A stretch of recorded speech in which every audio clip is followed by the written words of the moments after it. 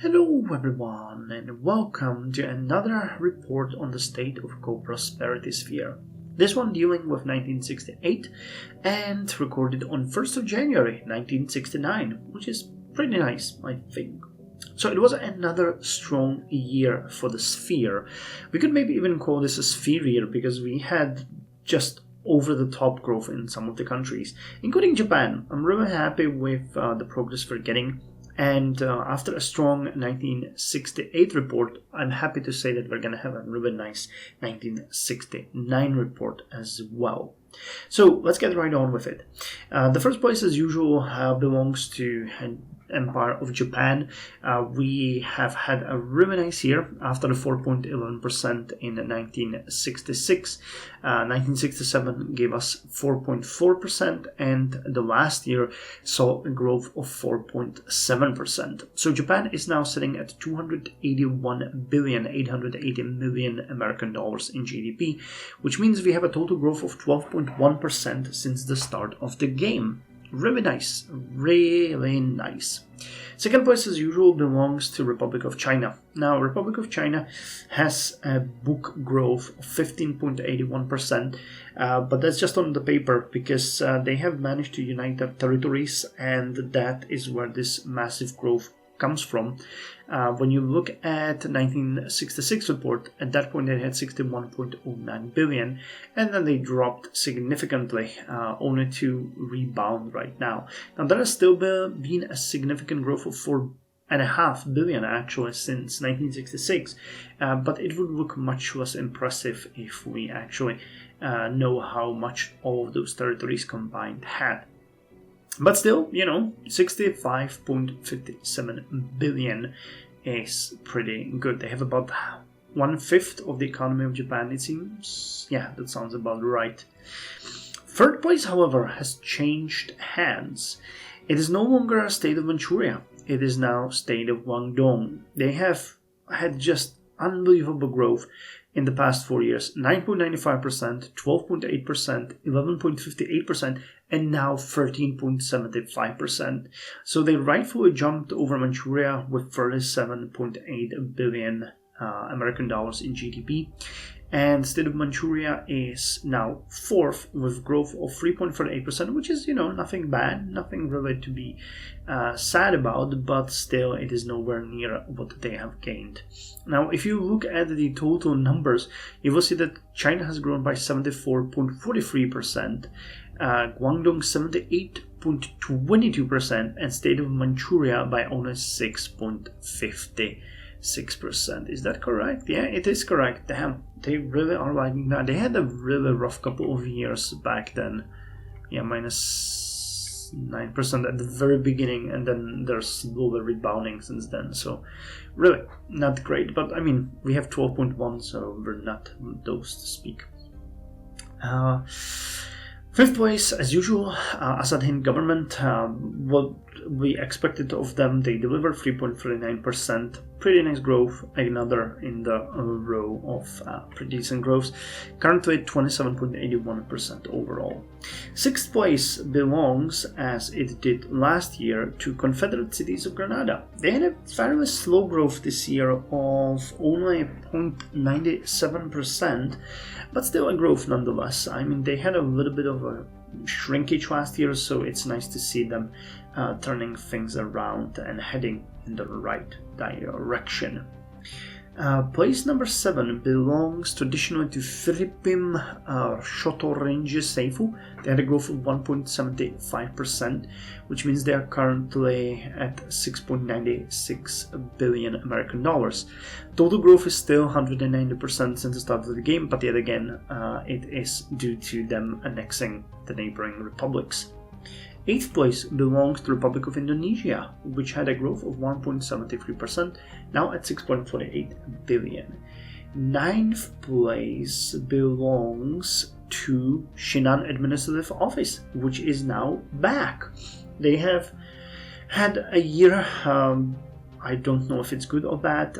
They currently sit at 5.89%. It is worth mentioning they are called Shinan Reconstruction Office at this point, but they added at least billion and a half since 1965 report. So still, they grew significantly. Nothing to write home about. Well, actually, no, it's 1.5, which was what? About 25%. And it was just what? 1, 2, 3, 4 years. So they had an average growth of something like 6, maybe 7%. Not bad. We'll see. We'll see in the next year what the statistics are going to show. It's really hard to see the growth because they might have changed some provinces with someone else and so on and so on. So, yeah, we don't know. Number 10 was number 9 last year. It's the Republic of Thailand. They currently grew by 3.77% and are sitting at number 10 with almost 43% added since the beginning of the game. Number 11 belongs to Peru, which dropped a position. They had a growth of 4.26%. Really nice, strong growth. Pretty happy with them. And number 12 belongs to the newcomer into the group, Republic of Zaire. We don't know if they had any growth or no. They were in the throes of massive war, so we're going to have to wait till next year to see what they are doing. But again, place number 12 right in the middle of the table is pretty good for them, and I'm looking forward to seeing how they're going to handle it. Place number 13 belongs to Union of Burma, 2.78 billion, 2.21% growth. Place number 14 belongs to Empire of Vietnam, 1.56% growth, usual 2.6 billion in GDP. Place number 15 belongs to Mengyang United Autonomous Government, 1.67 billion. And for some reason they don't have... Okay, they had a 5% growth. Actually, that's 5.03. That's interesting. Okay, didn't know that. Well, that's a pretty decent growth. Well, they had 5%, then 3.72, then 5% before. Yeah, they're growing rapidly. It's pretty good. Almost 40% since the start of the game. Pretty darn good. Place number 16, Democratic Republic of Malaya, added 5.19%. The strongest growth since, I guess since the beginning of the game, to be quite honest. Because in the beginning they added an entirely new area to the... so, good for them. Let's see them grow even further. Position number 17, Sehoku Homegun, 2.5%. 18 belongs to Kingdom of Cambodia, 3.13% growth, but they are already the first nation in the table below 1 billion. Currently sitting at 0.792. I wonder if they'll manage. They have 24% growth total. They might actually manage to get to 1 billion at the end of the game. That would be pretty good. I would be happy with that. Position number 19 belongs to Laos. They had a nearly 4% growth, currently sitting at 681 million American dollars in GDP.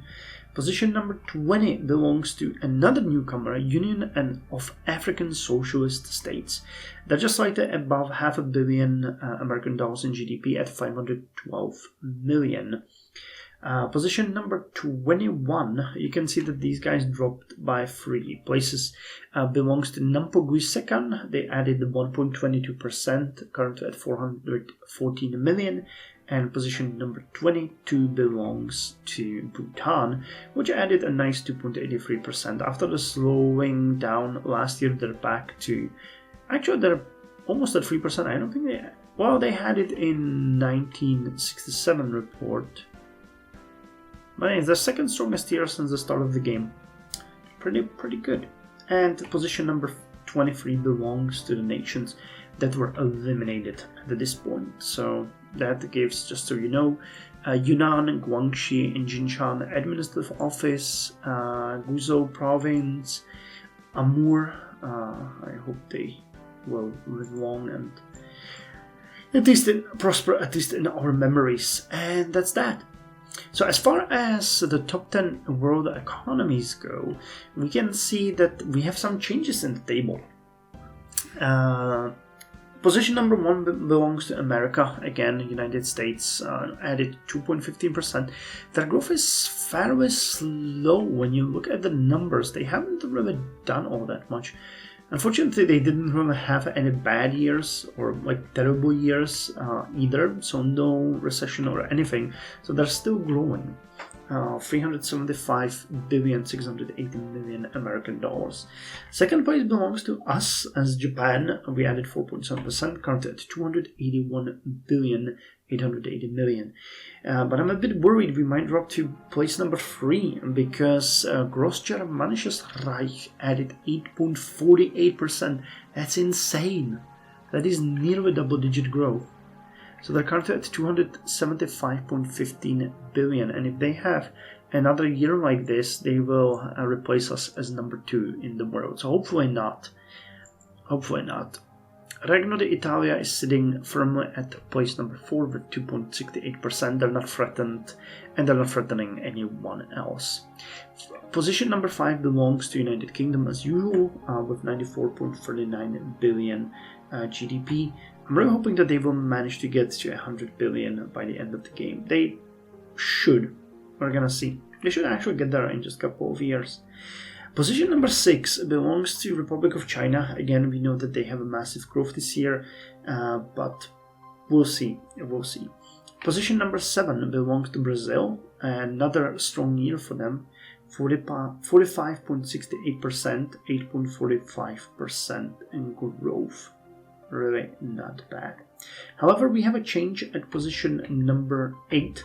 Position number 8 now belongs to the state of Guangdong, which is with 37.8 billion, another sphere member in the table. Position number 9 belongs to Empire of Manchuria. Actually, at this point, it is a state of Manchuria. So, you know, it's great to have more sphere members in the table. So you basically have 3 now. Us, China, no, actually 4. Us, China, Manchuria, and state of Guangdong. So that's pretty good. Pretty good. And position number 9, as we mentioned, belongs to Manchuria. And position number 10 belongs to the French state with 35.93 billion, but they are poised to jump over Manchuria in 1 or 2 years if they keep such a massive growth going, because Manchuria is just lumbering forward, growing but very slowly. So gonna have to see. I really doubt that Azad Hind government is ever gonna join the table. So yeah. Global world statistics. The world has grown pretty nicely by 4.74% to $1.9 trillion. Actually, it's almost exactly 1.9 trillion. It's 1,900,000,000,20 million, which is a nice number. But the sphere GDP grew yet again faster by 8.83%. So while the entire world added 86 billion, we have added nearly 40 billion for ourselves, which is almost half of the total growth when you look at it this way. Total sphere trade dropped by 55.19 billion, but we had a growth of sphere share by 0.9% from 24.7 to 25.6%. Did we ever have more? So I believe this might, yeah, we started with 25%, then we dropped all the way to 24%, and then we, yeah, okay, so we are the strongest since the very beginning, at least as far as the GDP of the world goes. Okay, and now the additional statistics. So total debt of Japan actually decreased after a long time by 0.37? Now I'm confused. No, by 1 point, yeah, okay, so this change is supposed to be, oh, no, I'm confused. I just need to take care of these two, okay, columns. Gotcha. So the debt, a real debt of Japan has decreased by 1.1 billion, which means that we are actually, for the second year in a row, repaying our debt, which is amazing. We started with 260 billion, so we are still about 3.4 billion above the starting point. But, we can get there. We can get there. We need to reduce it. Where we're excelling, though, is a reduction in relation to our economy. We are now at 93.6%, which is a drop of 4.8%, and I believe we have never been so low. Nope, that's amazing. That's amazing. It is very likely that we might lower it below 90% this year, which would be amazing. USO pros, however, dropped significantly. We had a 2.19 billion last year, and this year we are actually at a deficit of 350 million, which is a difference of 2.54 billion in just 1 year. Now, this goes, in my opinion, mostly to the growth of the army, and I am not sure if we are actively having the military austerity up. So I might go with that one, and because we have a lot of political power, I might even consider the civilian austerity, which I need to check what it does, but it would really help us, I think, with surplus. We'll see. The universal surplus of the economy, though, has dropped from 0.82% to a deficit of 0.13%, but it's nothing really major, and it's actually a healthy deficit, I think, so we don't really need to worry about that one that much. Anything below 2%, if you have a growth of nearly 5%, is going to be okay for us. Production units jumped by 21 units to 177, which I believe is the highest. Yeah, that's the highest since we've ever been, and I think this year we're poised to get a further boost from the technology, so we're gonna be looking at probably something like 180 by the end of this year. Manpower has significantly decreased by 5.28 billion. This is due to the focuses that we did, so it's nothing major. Actually, this is supposed to be a number. 4.71. So we lost 620,000 men. But we have recruited some of them in the army. The army actually grew by 24%. Oh, no wonder we're paying so much more for it. We were at 372,200 men, and now we're at 462,200 men. So yeah, we're upgrading the basic infantry unit that we have, and that is a big difference. There's like, 20 divisions, something like that, so it's a big growth. The Navy has also grown. I'm actually not sure about why. I guess some of the refits pulled in more men, so we now have 6% extra in the Navy at 103,920 men.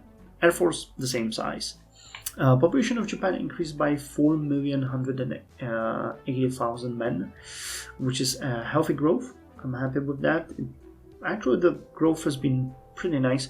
We started with 114,770,000, and just 7 years later, the population has grown to near 140 million. Jesus Christ, we're growing like rabbits.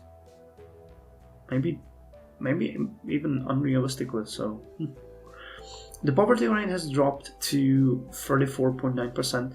It is a first significant reduction since the beginning of the game. I'm really happy about that. It's 0.34%, so we need to speed it up. I really wanted the poverty to go down as fast as possible. Hopefully it's gonna happen for us. I'm even considering switching the economy to suppression of poverty at some point, because being the second or third biggest superpower in the world, but having such a high poverty rate is just shameful. Score of US military, 937, increased by 14 points. US economy increased by 10 points to 503. Their overall score, this is wrong. This is a wrong number. I apologize. That's supposed to be, I think it's something like 2,000. I apologize. That's an error here. Okay, so this one is incorrect. Yeah, they're at number 2. I apologize. If I remember, I'll put it in the edit to show how much they have.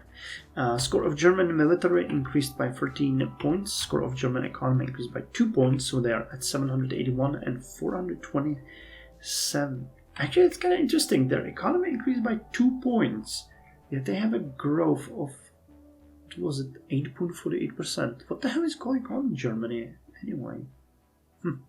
But their total score dropped by 95 points to 1,506. Japan, military increased by 16 points to 651. It is worth noting that we are significantly weaker than the United States and quite weaker than Germany. So that's not something great for us. And the economy increased by 10 points, which puts us at 418 points, but we are still weaker than Germany and United States. So kind of confusing how these stats are calculated. I think it might be, not just GDP, but other stuff as well. But overall, Japan increased its score by whooping 674 points to 3,044 this year. That's just amazing. We had massive victories pretty much everywhere we looked at, so nice. Approval of House of Peers increased by 6% to 60, which is one of our highest stats. Almost at the beginning of the game, we had 63.5 in 1963 and 62 in the beginning of the game, but other than that, it's the strongest mandate from the House of Peers we had. Public approval is the highest it ever was at 84.5%, increase of 11%. And the government stability has increased by 10% as well. We are currently at 100% government stability. Amazing job. And last but not least, let's look at the top 4 countries in co-prosperity sphere, excluding Japan. We can clearly see here that Guangdong has overtaken Empire of Manchuria. They were actually on that trajectory for quite some time now, so I'm interested in seeing how they're gonna continue, because they have a significantly higher growth, I believe, than even China has, don't they? No, not significantly, but higher. So it's gonna be interesting to see that. And here we see the top 3 world economies versus the world GDP. That's the second graph that we have available to us right now. We can see the world GDP increasing kind of faster than United States. They were way above, when it comes to the growth. And here we can also see that Germany, while it was sort of parallel to us for a long time, in the past few years started to catch up, and they might overtake us. So hopefully that's not gonna happen. I wouldn't like to be number 2 in. I would like to be number 2 in GDP. Number 3 kind of doesn't sound so impressive, but we'll do what we'll do. I'm not gonna worry too much about it, because we can beat them anywhere they challenge us. So yeah, no worries. So anyway, thank you very much. I hope this report made you as happy as did me. I'm mostly happy that we are managing to speed up the growth of our economy from 4.11% to 4.7 is pretty good.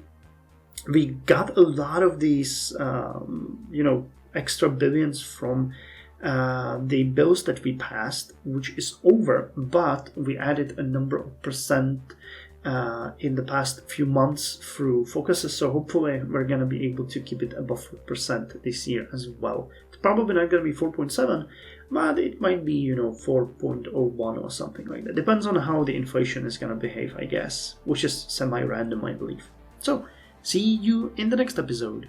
Till then, you guys take care.